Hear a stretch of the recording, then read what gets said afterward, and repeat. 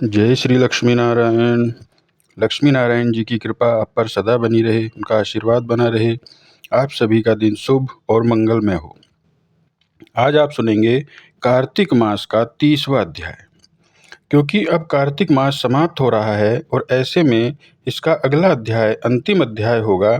साथ ही आज के इस वीडियो में आप सुनेंगे पंचभीकु व्रत की कथा और जानेंगे कार्तिक मास का उद्यापन कैसे किया जाता है। अब तक तो आपने कार्तिक मास महात्म्य का वर्णन सुना, लेकिन कार्तिक मास की जो भी कथाएं श्री सूत जी महाराज ने नेमिचारण्य क्षेत्र में एकत्रित शौनक आदि 88,000 ऋषियों को सुनाई थी, उसके पीछे का महात्म्य और उसका रहस्य भी जानिए। भगवान वेद व्यास जी ने सूत जाति के रोमहर्षण जी में रुचि देखकर उन्हें अपना शिष्य बनाकर पुराण विद्या पढ़ाई। उनके पीछे उनका उद्देश्य था कि जो वेद विद्या से वंचित हैं उन्हें पुराणों के रूप में वेदों का अर्थ प्रदान कर उनका कल्याण किया जाए। रोमहर्षण जी सूत जाति के थे। क्षत्रिय पिता और ब्राह्मणी माता से उत्पन्न संतान सूत होती है, जिसका मुख्य काम सारथी बनना और वंश कीर्तन और स्तुति पाठ या इतिहास लिखना होता है।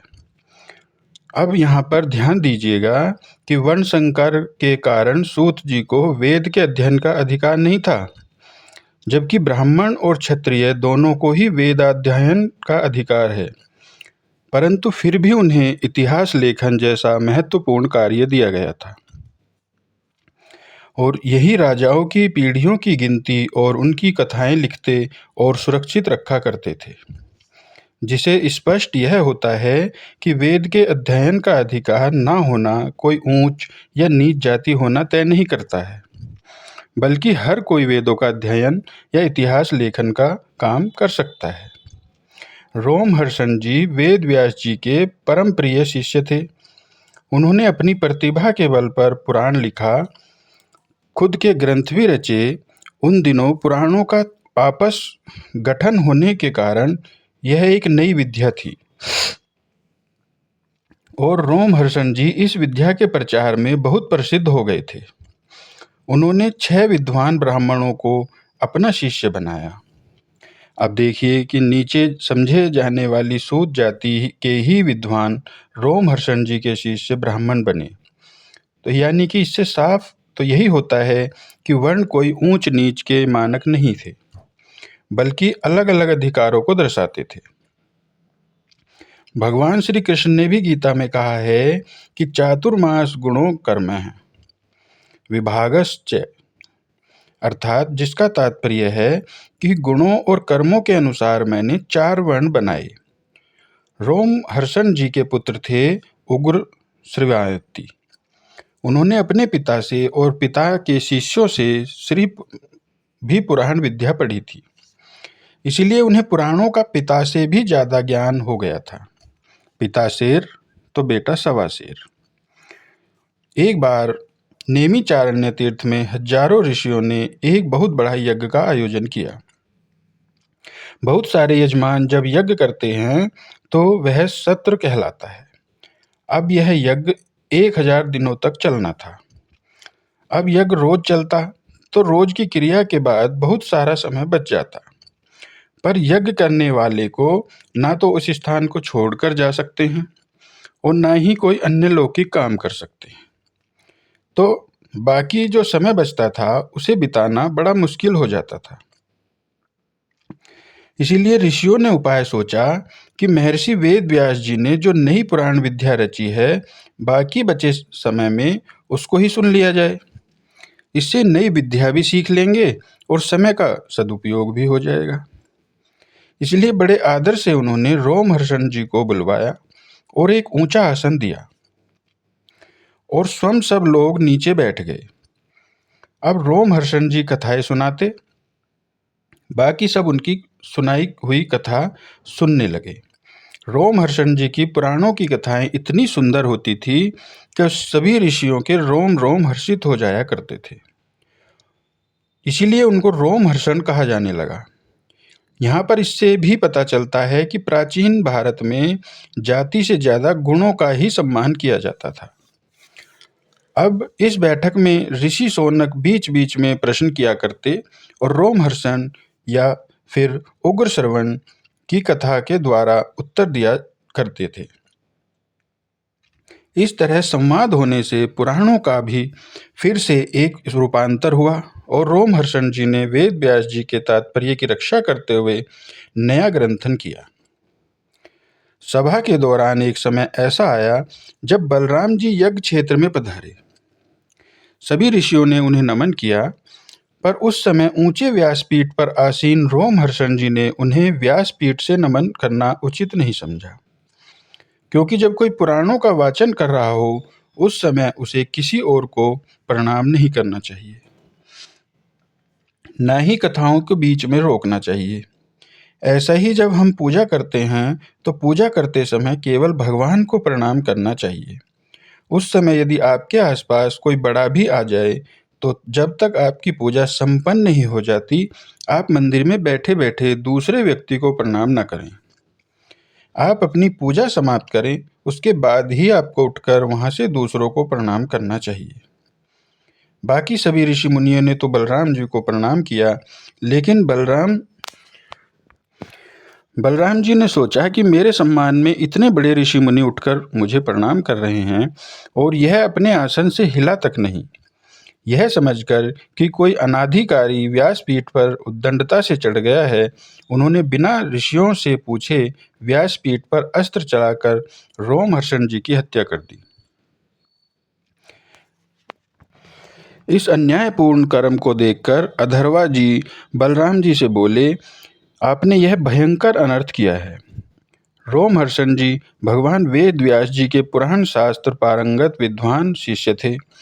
भले ही जाति से वह ब्राह्मण नहीं थे, पर ब्राह्मणोचित विद्वता के कारण वे इस व्यास आसन पर बैठने के पात्र थे। व्यास आसन की मर्यादा और सम्मान के लिए रोमहर्षण जी आपके पधारने पर भी नहीं उठे और आपने इसे अपना अपमान समझकर उनकी हत्या कर दी। अब रोमहर्षण जी की हत्या से आपको ब्रह्म हत्या का दोष लगेगा। न सिर्फ इतना ही, बल्कि आपने हम ऋषियों का भी अपमान किया है और हम ऋषियों का संसार में बहुत अहित हुआ है। उनके वध से पुराण विद्या के लोप होने का भय हो गया है। सुनकर बलराम जी तो महान शोक में डूब गए। फिर बोले, अपने इस महापाप का फल मैं अवश्य ही भोगूंगा, परंतु अब पुराण विद्या की रक्षा के लिए मैं क्या करूं? तब शौनक जी बोले, महर्षि के पुत्र ऋषि उग्र श्रावस्ती और हम इस विद्या का लोप कदापि नहीं होने देंगे। बलराम जी शौनक ऋषि के चरणों में गिर पड़े। फिर बोले, मुनिवर, आप उग्र श्रवा जी को बुलाकर इस व्यास पीठ पर बैठाएं। मैं उनके आसनासन होने पर उनसे अपने अपराध की क्षमा याचना करूंगा और ब्रह्म हत्या दोष के निवारण के लिए तीर्थों में घूम घूम कर प्रायश्चित करूंगा। तब ऋषि शौनक ने उग्र शर्वा को बुलाकर सारी स्थिति उन्हें बताई और फिर उन्हें व्यास गिद्दी पर बिठाया। बलराम जी ने अपने अपराध के लिए क्षमा मांगी और प्रायश्चित करने के लिए चले गए। देखिए कैसे अपने गुणों के आधार पर रोमहर्षण जी और उग्र शर्वा ने ब्राह्मण पद प्राप्त किया और श्री बलराम जी पर ब्रह्म हत्या का दोष लग गया। उस समय में प्रतिष्ठा प्राप्त करने और विद्या करने में जाति बाधक नहीं हुआ करती थी। एक बार किसी गांव में एक साहूकार था और उसके एक बेटा और बहू भी थे। बहू कार्तिक माह में रोज सवेरे उठकर गंगा स्नान के लिए जाती थी। सुबह जल्दी जाते समय वह किसी भी पराये पुरुष का मुंह नहीं देखती थी। एक राजा का बेटा भी सुबह सवेरे गंगा स्नान के लिए जाता था और वह हैरान होता कि मैं इतनी जल्दी उठकर स्नान करने आता हूँ, इतनी जल्दी उठता हूँ स्नान के लिए और कोई मुझसे भी जल्दी उठकर स्नान कर लेता है। कार्तिक माह के 5 दिन बचे थे कि एक दिन साहूकार की बहू को तो स्नान करके वापस जा रही थी और उसी समय राजा का बेटा स्नान करने के लिए नदी के किनारे आ रहा था। आवाज़ सुनकर बहू जल्दी जल्दी जाने लगी, लेकिन जल्दबाजी में उसकी माला मोजड़ी छूट गई। राजा के बेटे ने बहू की माला मोजड़ी उठा ली और सोचने लगा कि जिस स्त्री की यह माला मोजड़ी इतनी सुंदर है, वह स्त्री खुद कितनी सुंदर होगी। उसने पूरे गांव में घोषणा करवा दी कि जिसकी यह माला मोजड़ी है, 5 रात मेरे पास आएगी। जल्दी ही राजकुमार को पता चल गया कि यह तो साहूकार की बहू की माला मोजड़ी है।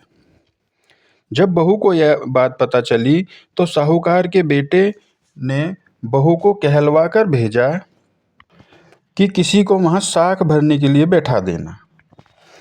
राजा के बेटे ने एक तोते को पिंजरे में बंद करके गंगा किनारे पेड़ पर टांग दिया। बहू सुबह के समय आई, पहली पेड़ी पर पैर रखा और बोली, हे कार्तिक के ठाकुर, राई दामोदर, पांचों पांडु, छठे नारायण, भीखम राजा, उस पापी को नींद आ जाए। राजा के बेटे को नींद आ गई। बहू नहा धोकर चलने लगी तो तोते से जाते जाते बोली, सुआ सुआ तेरे गल डालूंगी, हीरा मेरी साख भरियो मेरे वीरा। सुआ बोला, कोई वीर भी साख भरता है क्या? तो वह बोली, सुआ सुआ तेरे पग धालूं कि नेवर साख भरियो मेरे देवर। सुआ ने कहा, ठीक है भाभी, मैं तेरी साख रखूंगा। वो तो कहकर चली गई। इधर राजा का बेटा हड़बड़ाकर उठा और सुआ से पूछा, सुआ सुआ वह आई थी क्या? कैसी दिखती थी? सुआ बोला, आभा की सी बिजली होती थी की सी झलक, केला की सी कामनी, गुलाब का सरंग। अगले दिन तो राजा के बेटे ने सोचा कि आज मैं अपनी उंगली में चीरा लगाकर बैठूंगा, इससे मुझे नींद नहीं आएगी। अगले दिन राजकुमार अंगुली चीर कर लेट गया। बहू फिर आई और भगवान से उसी तरह प्रार्थना करने लगी। राजकुमार को फिर से पहले की तरह नींद आ गई। बहू स्नान करके फिर से वापस चली गई। सुबह राजकुमार ने तोते से फिर पूछा। तोते ने वही सारी बातें दोहरा दी। अब की बार राजकुमार बोला कि मैं तो आज रात में आंखों में मिर्ची डालकर बैठूंगा, और रात में वह मिर्ची डालकर बैठ गया। बहू फिर आई और प्रार्थना की, जिससे राजकुमार को पहले की तरह नींद आ गई। राजकुमार ने अब फिर तोते से बहू के आने की बात पूछी तो उसने फिर से वही बात दोहरा दी। राजकुमार अब की बार सोचने लगा कि आज मैं बिना बिस्तर के ही बैठूंगा, और रात को वह बिना बिस्तरे के बैठ गया। अगली सुबह जब स्नान करने आई तो बहू ने फिर से भगवान से प्रार्थना की और राजकुमार को फिर से नींद आ गई। जब बहू स्नान कर जाने लगी तो आंखें बंद करके चली गई। राजकुमार जब उठा तो वह जा चुकी थी। राजकुमार फिर से सोच में पड़ गया और सोचने लगा कि आज मैं अंगीठी जलाकर बैठूंगा, जिससे नींद नहीं आएगी। फिर वह रात को अंगीठी जलाकर बैठ गया। साहूकार की बहू आई और वह भगवान से प्रार्थना करने लगी कि प्रभु, हे ठाकुर जी, आपने 4 रातें तो निकाल दी, अब यह रात और बची है, इस आखिरी रात को भी निकाल दो। ठाकुर जी ने उसकी बात रख ली और राजकुमार को नींद आ गई। जब बहू स्नान कर जाने लगी तो तोते से बोली कि सुबह सुबह इस पापी को कह देना कि 5 रात पूरी हो चुकी हैं, अब वह मेरी मोतियों की माला मेरे घर भिजवा दे। अगली सुबह राजकुमार की आंख खुली तो उसने तोते से पूछा, क्या वह आई थी तोते? तोते ने कहा, हाँ आई थी, और उसने अपनी माला मोजड़ी मंगवाई है। यह सुनकर राजकुमार सोचने लगा कि वह तो सच्ची थी, तभी तो भगवान ने भी उसका सत्य रखा। कुछ समय के बाद राजकुमार को कोढ़ हो गया। राजा ने ब्राह्मण को बुलाकर पूछा कि मेरे बेटे का शरीर क्यों जल रहा है। तब ब्राह्मण ने सारी बातें विस्तार से राजा को बताई कि इसने किया क्या था। ब्राह्मण ने कहा कि इसने पतिव्रता स्त्री पर बुरी नज़र डाली थी, इसीलिए यह इस रोग से पीड़ित हुआ है। राजा ने इसके ठीक होने का उपाय पूछा तो ब्राह्मण ने कहा कि अगर यह उस साहूकार की बहू को धर्म की बहन बनाए और रोज उसके नहाए हुए जल में स्नान करे, तभी ठीक हो सकता है। राजा साहूकार की बहू की माला लेकर साहूकार के घर गया और बोला कि यह माला आपके पुत्रवधू की है, इसे रख लीजिए और आपकी बहू के नहाए हुए जल से मेरे बेटे को नहला दीजिए। साहूकार बोला कि मेरी बहू तो किसी पराये पुरुष का मुंह तक नहीं देखती। आप इसे इस नाली पर बिठा दीजिए। जब वह ऊपर नहाएगी तब नीचे इस नाली के पानी से उसका पुत्र नहा लेगा। राजकुमार ने ऐसा ही किया। कुछ समय बाद उसका शरीर चंदन सा हो गया। पंच भीखु देवता, जैसे आपने साहूकार की पुत्र वधू का सत रखा, वैसे ही सभी का रखना। पो नहाई पड़वा नहाई, 5 रतन पंच तीरथ पंच भीखम नहाई, 1 टका मेरी गांठ में सुनियो। रघुराई। आधे का लाई आंवला, आधे की राई, राई दामोदर सांवला, जिसने सृष्टि रचाई। राजा के घर पुत्री बन आई, राजा लाया ब्याह के रानी बनाई। 4 चक्कर 4 मक्कर 4 दिए कि लो, मैं तुझसे पूछूं श्री कृष्ण जी कब निस्तारा होए। जब आएगा कार्तिक का महीना तब निस्तारा होए। प्रेम से बोलिए पंच भीखु देवता की जय। अब आपको बताते हैं कार्तिक मास का उद्यापन आपको कैसे करना चाहिए। पूरे महीने यदि आपने व्रत रखे हैं तो भी अगर आपने केवल अंतिम 5 दिन के व्रत रखे हैं, यानी पंचभीखु व्रत रखे हैं, तो आपको उद्यापन कैसे करना है। तो देखिए, कार्तिक पूर्णिमा के दिन ही कार्तिक मास का उद्यापन किया जाता है। व्रतों का उद्यापन किया जाता है तो इस दिन पहले तो आप अपने घर की अच्छे से साफ सफाई करें। जिस तरह से आप नियमित पूजा करते आए हैं, जिन जिन नियमों का पालन करते आए हैं, उस दिन भी आपको उसी तरह से नियमों का पालन करना है। और पूर्णिमा के दिन भी आपको उपवास रखना है, क्योंकि उद्यापन में दान करना अनिवार्य होता है। बिना दान के उद्यापन अधूरा रहता है, पूर्ण नहीं माना जाता। तो आपकी जैसी सामर्थ्य हो उसके अनुसार आप इस दिन दान में दी जाने वाली सामग्री या जो वस्तुएं हैं वह आप पहले से ही इकट्ठा कर लें। जैसे आप कच्चे अनाज का दान कर सकते हैं।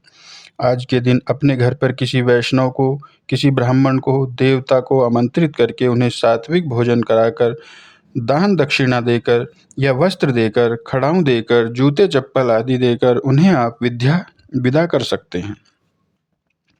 इसके अलावा कच्चे अनाज से के अलावा आप दालों का, सब्जियों का, मौसमी फलों का, या जो सर्दियों का में काम आने वाली जो भी चीज़ें हैं, जैसे गर्म कंबल, चादर, जूते आदि का, या गर्म स्वेटर आदि का दान भी आप कर सकते हैं। ध्यान रखिएगा, पुरानी या फिर इस्तेमाल की गई फटी पुरानी चीज़ों का दान उद्यापन के दिन भूलकर भी नहीं करना चाहिए। इन सब के अलावा सुहागिनी महिलाएं श्रृंगार की सामग्री का दान कर सकती हैं। फल मिठाइयों का दान आप कर सकते हैं, और तो और आप पवित्र पौधों का भी दान कर सकते हैं। दान इस रूप में कि जैसे आप तुलसी के पौधे का दान कर सकते हैं, पवित्र आंवले का, बेल वृक्ष का, केले के पौधे का दान कर सकते हैं, या इन्हें मंदिर में या फिर आसपास कहीं तालाब या पार्क के किनारे लगा भी सकते हैं। लेकिन ध्यान रखिएगा, यदि आप खुद से लगा रहे हैं तो आपको इनकी सेवा भी करनी है, यानी जब तक वह ठीक से बड़े नहीं हो जाते तब तक आपको इन्हें खाद पानी जो भी आप दिया जाता है उसका आप खुद से इंतजाम करते रहें। बर्तनों का दान भी आप कर सकते हैं। तो देखिए, आपकी जैसी सामर्थ्य हो, जैसी इच्छा हो, उस दान की सामग्री को आप मंदिर में रखें। यदि आप वस्तुओं का दान कर रहे हैं तो उसमें दक्षिणा जरूर रखें, चाहे कम से कम 1 ही रखें। दक्षिणा जरूर दीजिएगा। फिर सुबह विधि विधान से आप पूजा करें। दान की सामग्रियों पर गंगा जल छिड़क कर उनका भी आप पूजन करें। अक्षत पुष्प अर्पित करें और फिर यथा योग्य व्यक्ति को, चाहे ब्राह्मण देवता हो, या उन्हें मंदिर में यदि आप भिजवा सकते हो तो मंदिर में भिजवा दीजिए, या फिर किसी गरीब निर्धन व्यक्ति को उनकी ज़रूरत का सामान, उनके काम में आने वाली जो चीज़ें हैं उनका भी दान आप कर सकते हैं। जो सुहागिन महिलाएं हैं, श्रृंगार की सामग्री यदि दान कर रही हैं, तो जो श्रृंगार की सामग्री आप दान करने जा रही हैं उनमें से 1 या 2 चीज़ें अपने लिए भी आप आशीर्वाद रूप में रख लें। बाकी चीज़ों का आप दान कर सकते हैं। बहुत ज़्यादा कुछ आपको नहीं करना होता है। अब जिन्होंने केवल पंच भीखु दान करना बताया गया है, और उद्यापन वाले दिन दीप दान तो सभी को करना चाहिए।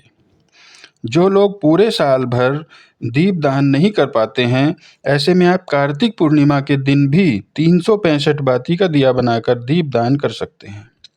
ऐसे में आपको पूरे साल भर के किए गए दीपदान का पुण्य केवल एकमात्र कार्तिक पूर्णिमा के दिन ही प्राप्त हो जाएगा।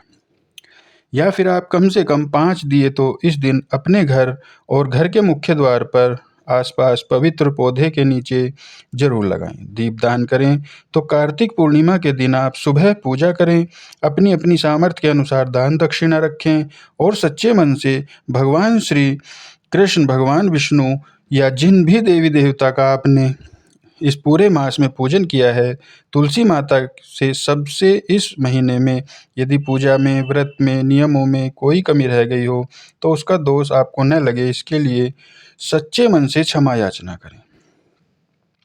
भगवान के भोग में तुलसी का पत्ता रखकर भगवान को भोग समर्पित करें। पूरा दिन उपवास रखें और जो भी दान की सामग्री है वह यथा योग्य आप व्यक्ति को दिन में किसी भी समय दे सकते हैं। ध्यान रखिएगा कि आज के दिन ही दान देना ज़्यादा शुभ रहता है और ज़रूरी भी होता है। शाम के समय आप सात्विक भोजन ग्रहण कर सकते हैं। जिस भी प्रकार का भोजन, फलाहार आप ग्रहण करना चाहते हो वह कार्तिक पूर्णिमा की रात को आप कर सकते हैं। बहुत से लोग पूर्णिमा का उपवास रखते समय केवल मीठा ही ग्रहण करते हैं, या जो मीठा नहीं ग्रहण कर सकते वह सेंधा नमक का सेवन भी कर सकते हैं। और पूर्णिमा के व्रत में आप रात के समय दूध से बनी खीर माता लक्ष्मी जी को समर्पित करें और उसके बाद उसे प्रसाद रूप में ग्रहण करें। चंद्र देवता का पूजन भी इस दिन करना चाहिए। चंद्र देवता का पूजन करने से मानसिक तनाव दूर होता है, समाज में मान सम्मान प्राप्त होता है। जिस दिन लोगों की एकाग्र शक्ति कमजोर होती है, उनकी एकाग्र शक्ति भी बढ़ती है। पूरे कार्तिक मास में यदि आपसे कोई कथा छूट गई हो, कोई अध्याय रह गया हो, तो आप अंतिम दिन उन अध्यायों को दोबारा से सुन सकते हैं। बहुत से लोग कार्तिक के महीने में पथवारी माता भी बनाते हैं। पथवारी माता जो होती हैं, यह पथ की माता होती हैं। पथ से यानी रास्ते से आने जाने वाले सभी लोगों की रक्षा करती हैं और ऐसे में आप पथवारी माता का पूजन विधि विधान से करें। उन्हें दूध और जल से सींचें, फल मिठाई का भोग लगाएं, धूप दीप से आरती उतारें और उसके बाद शाम को कार्तिक पूर्णिमा के दिन शाम को सूर्यास्त से पहले पहले आप पथवारी माता का विसर्जन जरूर कर दें।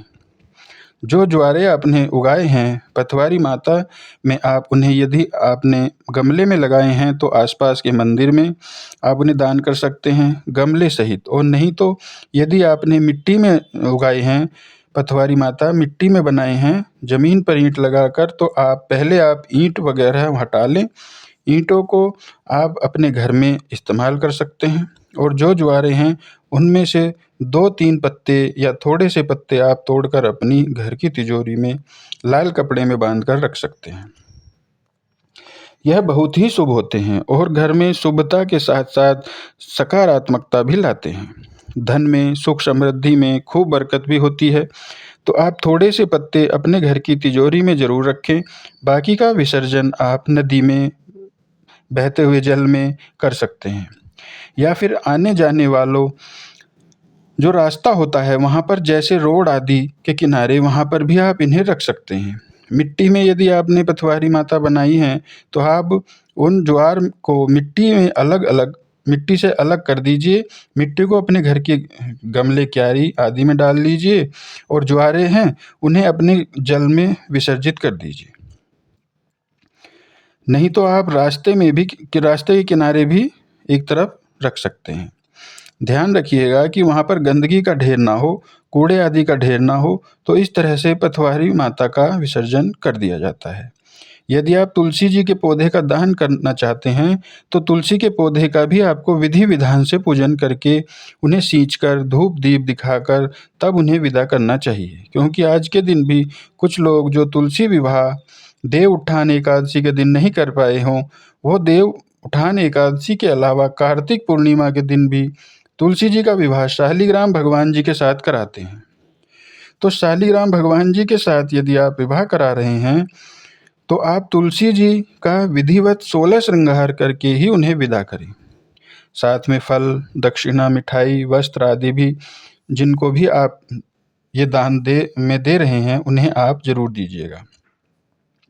माताएं बहनें जिन्होंने भी कार्तिक मास के व्रत रखे हैं, यदि पीरियड्स होने के कारण खुद से उद्यापन करने में समर्थ नहीं हैं, तो आप उद्यापन करने के लिए अपने ही परिवार के किसी भी सदस्य से सहायता ले सकती हैं।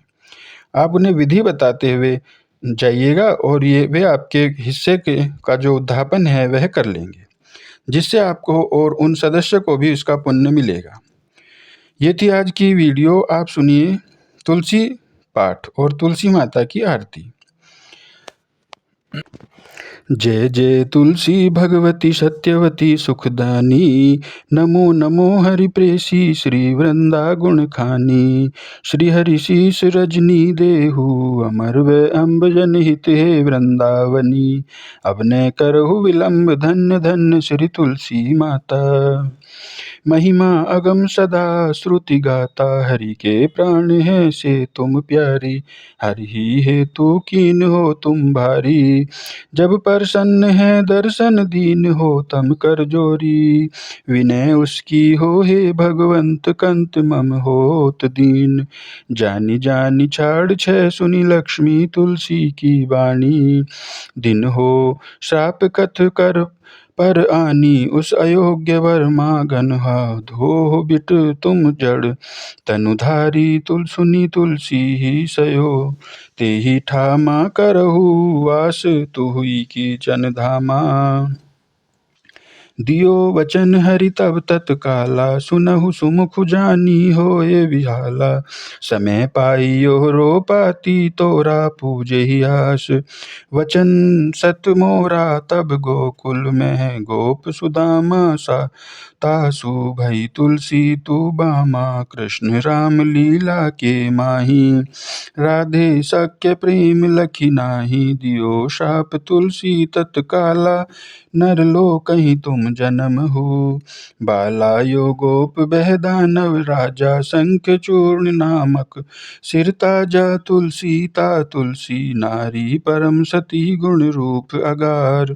असदव कल्प विधि जप गए कल्प तृतीय जन्म, तब भय हो वृंदा नाम भयो तुलसी को। असुर जलंधर नाम पति को, कर अति द्रुंद अतुल बल धामा। कीना शंकर से संग्रामा, जब निज सैन्य सहित शिवहारे। मरही ने तब हर की ही पुकारे, पतिव्रता वंदा नीति नारी। को न सके पति ही संहारी, तब जालंधर ही भेष बनाई। वृंदा डिग हरि पहुँचो जाई, शिव हित लही करी कपट प्रसंगा। कियो सतित्व धर्म तो ही भंगा, भयो जलंधर कर संग सुनी। कुर शोक उपारा छी ही छपा दियो कपट हरि। तारी लखी वृंदा दुख गिराओ चार, जलंधर जस हत्य भीता सोई। रावण तस हरहि सीता अस परस्तर सम, हृदय तुम्हारा धर्म खंडी मम पति ही सहारा। यही कारण लही श्राप हमारा, होवे तनु पाषाण तुम्हारा। सुनि हरि तुरत ही भजन उचार दियो, श्राप बिना विचारे लखो। ना निज कर तूत पति को लन्हियो, जब पार्वती को जड़मती तय अस हो जड़ रूपा। जग में तुलसी विटप अनुपा, धगवर रूप हम शाली ग्रामा। नदी गंडक बीच ललामा, जो तुलसी दल हम ही चढ़ाई है। सब सुख भोग परम पद पई है, बिनु तुलसी हरि जलत शरीरा। अतिशय उठत शीस उर पीरा, जो तुलसी दल हरि सिर धारित। सो सहस्र घट अमृत डारित, तुलसी हरि मनोरंजन हारी। रोग दोष दुख भंजन हारी, प्रेम सहित हरि भंजन निरंतर। तुलसी राधा में नाही अनंत व्यंजन, हो छप्पन हो प्रकारा। बिन तुलसी दल ना हरहि प्यारा, सकल तीर्थ तुलसी तरु छाही। लहु मुक्ति जन संशय नाही, कवि सुंदर एक हरि गुण गावत, सही निकट सहस गुण गपावत।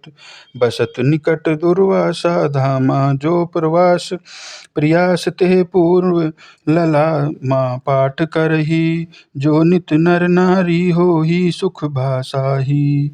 त्रिपुरारी तुलसी चालीसा पढ़ी, तुलसी तरु ग्रह धारी दीप दान करी। पुत्र फलवा वही बंद, नारी सकल दुख दरिद्र हरिहार परम प्रसन्न। आसे धन जन लड़ही कर, बसही पूर्णा अन्न। लाही अभिमत फल जगत मल, मलाही पूर्ण सब काम जे जल।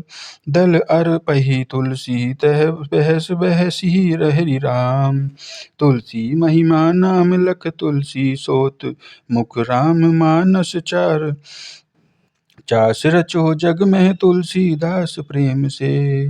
बोलिए तुलसी महारानी की जय। तुलसी महारानी नमो नमः, हर की पटरानी नमो नमः। तुलसी महारानी नमो नमः। धन्य तुलसी पूरण तप कीनो, शालिग्राम बनि पटरानी नमो नमो। तुलसी महारानी नमो नमो, हर की पटरानी नमो नमो। जाके पत्र मंजरी कोमल, श्रीपति कमल चरण लपटा नमो नमो। तुलसी महारानी नमो नमो, हरि की पटरानी नमो नमो।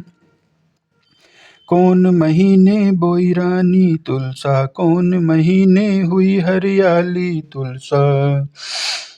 नमो नमो तुलसी महारानी नमो नमः, हर की पटरानी नमो नमो।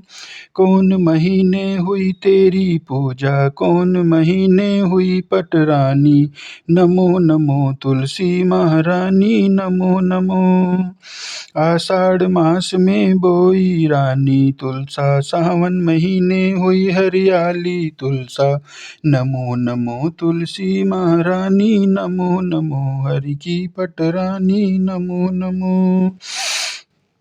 कार्तिक मास में हुई तेरी पूजा, मंगशिर मास हुई पटरानी। नमो नमो तुलसी महारानी नमो नमो, हरि की पटरानी नमो नमो।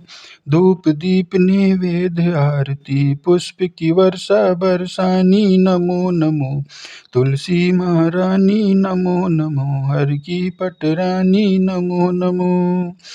56 भोग 36 व्यंजन, बिन तुलसी हरि एक नमनी। नमो नमो तुलसी महारानी नमो नमो, हरि की पटरानी नमो नमो। तुलसी को सवेरे गाए, श्री कृष्ण के दर्शन पाए। नमो नमो तुलसी महारानी नमो नमो, हरि की पटरानी नमो नमो। जो तुलसी को दोपहर गाए, खीर खांड का भोग लगाए। नमो नमो तुलसी महारानी नमो नमो, हरि की पटरानी नमो नमो।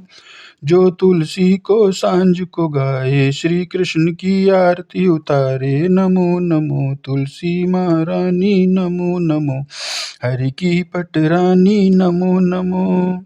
जो तुलसी को रात को गाए, श्री कृष्ण के चरण दबाए। नमो नमो तुलसी महारानी नमो नमो, हरि की पटरानी नमो नमो। सब सखी मैया तेरो यश गावे, भक्ति दान दीन महारानी। नमो नमो तुलसी महारानी नमो नमो, हरि की पटरानी नमो नमो। तो भक्तों, इसी के साथ समाप्त होता है कार्तिक मास का 30वां अध्याय। आइए जयकारा लगाते हैं। बोलिए तुलसी महारानी की जय हो। बोलिए लक्ष्मी नारायण भगवान की जय हो। जय श्री लक्ष्मी नारायण, जय सिया राम, जय श्री राधे कृष्णा, जय श्री बाके बिहारी, जय जय श्री राधे कृष्णा। राधे राधे।